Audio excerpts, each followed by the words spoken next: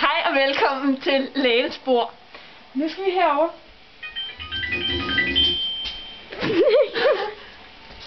Det var kyllingen, der ikke var helt med. Her har vi kommet lidt tættere på her. Det her. Det ligner en, der snart skal føde, tror jeg. Så hvis vi lige ser fra sidste gang, hvor vi lavede en operation på den, der blev vi nødt til at sy den sammen. Hvis I kan se her, den fik lavet nogle plantaner herude. Vi blev nødt til, fordi det var meget svækket, ikke?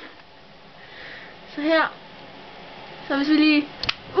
der røg den. Så hvis vi lige åbner her, spreder vi lige benene på den.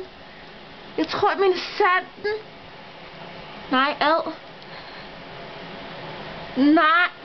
Herinde, hvis vi filmer ind i den. Prøv at kigge herinde i. Det ligner, at den... Au! Au! Au! Vi skal lige her. Hvis I kigger herude, der fik den faktisk lavet nogle meget specielle... se her, nu hiver vi lige syningen ud fra sidst. Der, og så går vi lige herover i vores specielle skraldespand. Ikke også? Og her, det er faktisk lidt en gynækologisk undersøgelse, det glemte jeg at fortælle jer.